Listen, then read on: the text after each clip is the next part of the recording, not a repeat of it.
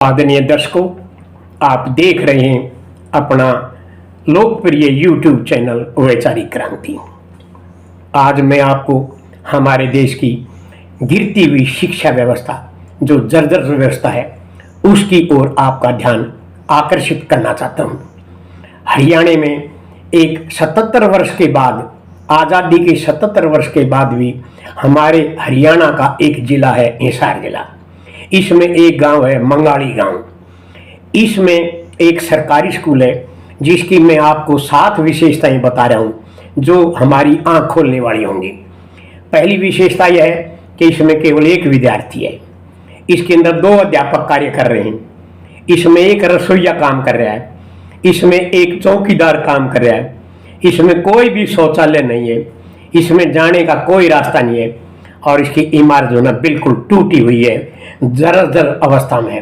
ये 7 विशेषताएं जो एक सरकारी विद्यालय की हैं, ये हमारी आंख खोलने के लिए पर्याप्त हैं और इस प्रश्न का उत्तर देने के लिए पर्याप्त हैं कि सरकारी स्कूलों में बच्चे क्यों नहीं पढ़ते और बच्चे प्राइवेट स्कूलों की ओर क्यों अपना मुख मोड़ लेते हैं। इस संदर्भ में मैं शिक्षा के जो बारे में बहुत जो हमारे विद्वान हुए उनके विचार भी मैं आपके सामने प्रस्तुत करना चाह रहा हूँ।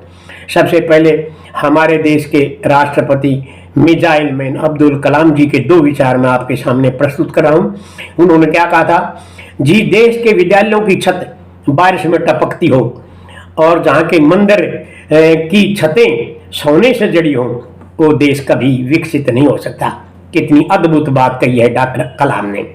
उनके अनुसार एक दूसरी बात और भी थी, पढ़ना कभी बंद न करें क्योंकि ज्ञान की जो कोई सीमा नहीं होती।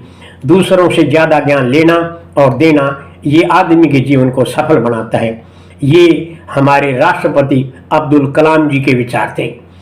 अगला विचार है, ये है एक विद्वान ने कहा है, सत्ता में जब अनपढ़ लोग बढ़ जाते हैं तो शिक्षा और परीक्षा बिकने लग जाती है।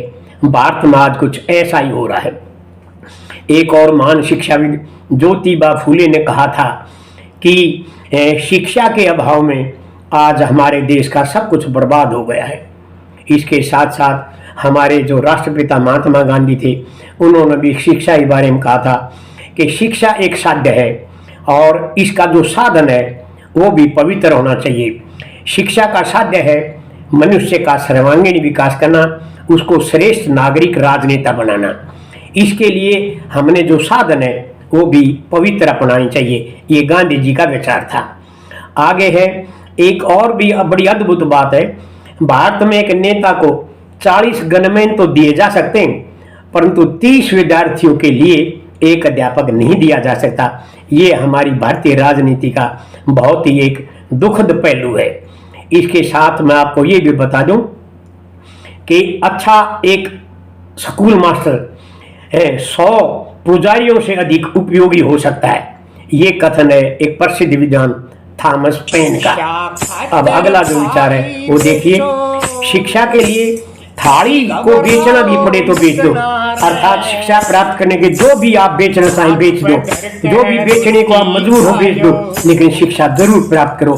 चाहे आपने रोटी जो ना हाथ में धरकर खानी पड़े, पर आप शिक्षा जरूर प्राप्त करो। इसके साथ साथ शहीद आजम सरदार भगत सिंह के भी विचार जो ना जानने लायक है। उनके अनुसार यदि कोई शिक्षा सामाजिक बदलाव लाने के लिए छात्रों को योग्य नहीं बनाती तो मैं इसी शिक्षा को निकम्मी शिक्षा समझता हूँ।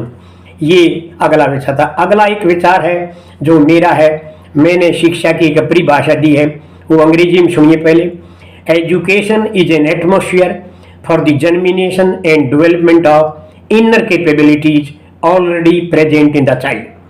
शिक्षा एक ऐसा वातावरण तैयार करती है जिसमें बच्चे में पहले ही विद्यमान जो शक्तियां हैं, जो ताकतें हैं, उनको अंकुरित करती है और फिर उनको बढ़ने के लिए तैयार करती है।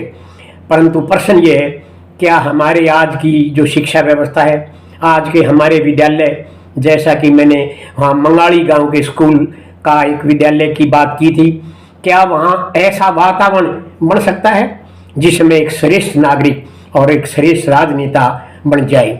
अतः मैं इस अवसर पर सभी बुद्धिजीवियों और सभी श्रेष्ठ नागरिकों, चिंतनशील व्यक्तियों और सारे राजनेताओं व प्रशासनिक अधिकारियों से हाथ जोड़कर अपील करता हूं कि आप इस गंभीर मुद्दे पर समाज हित में इस देश को आगे बनाने के लिए अपने प्रयास करें और एक अच्छी शिक्षा व्यवस्था के लिए तैयार करें।